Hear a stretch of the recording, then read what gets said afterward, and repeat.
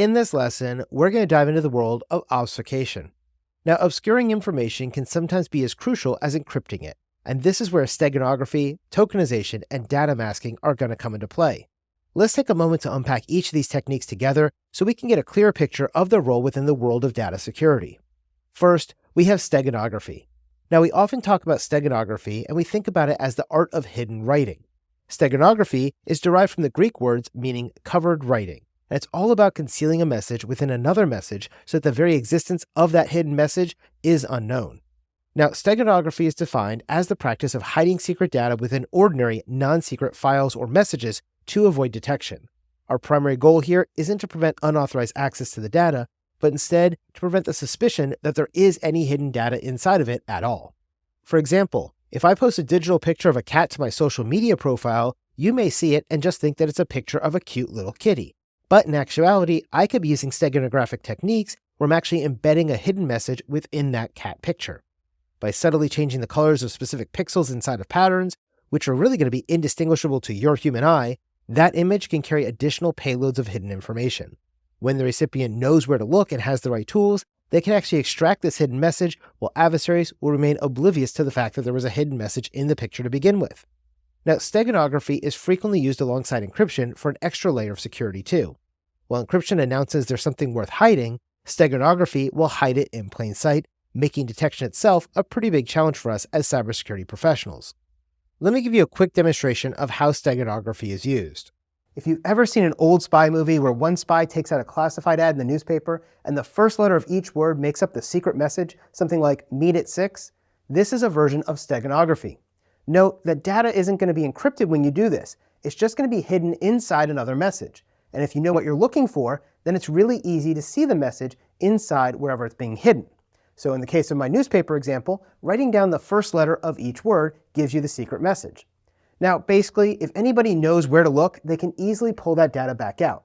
So let's jump into the lab environment and see how easy it is to hide some data inside a standard photograph using a steganography tool and then getting that back out on the other side. To conduct this demonstration, we're going to load a steganography program up inside our web browser. You can try this at home if you want to.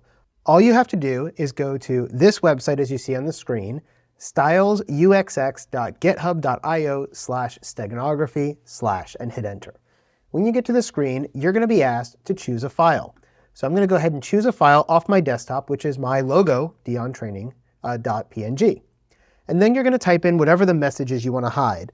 This is a secret message for my students only. Steganography is fun. Okay, so we're going to go ahead and hit encode. And when you do that, you'll see what your binary representation of your message is. You'll see the original you had. You'll see the normalized version of it. And notice these logos all look the exact same.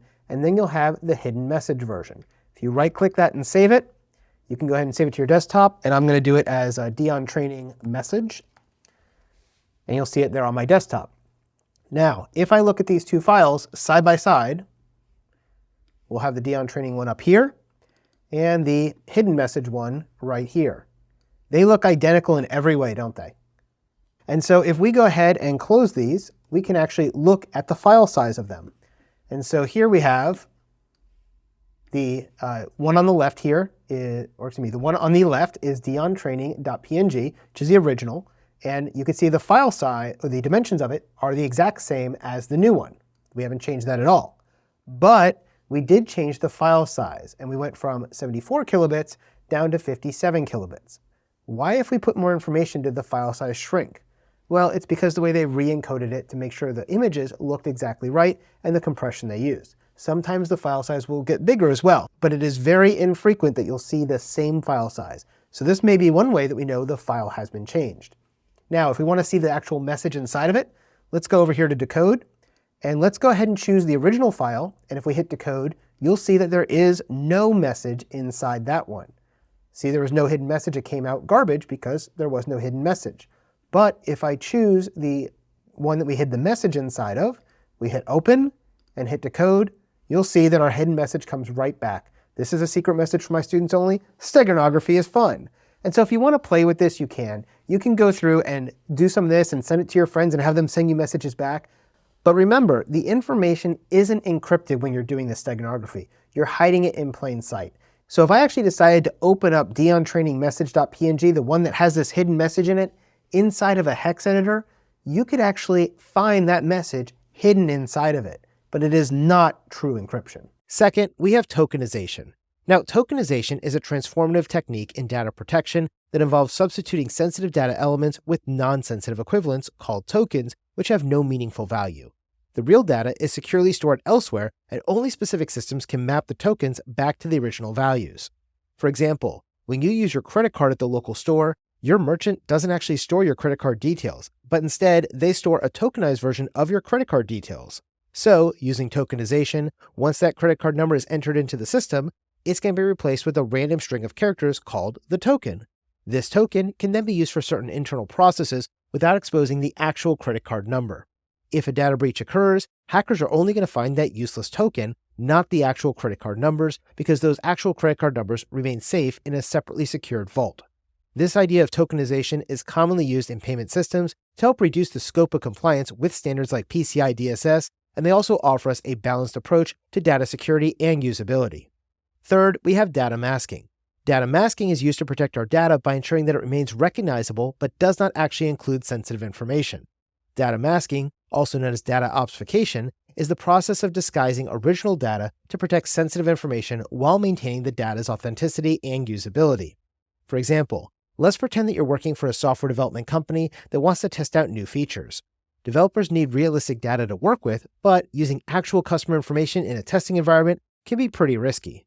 So instead, they're going to use data masking to replace the company's real customer names with fictional but realistic sounding ones. Or their customer addresses might be altered slightly so they don't point to real locations. This way, the data looks and feels right for testing purposes, but it doesn't actually expose any genuine information.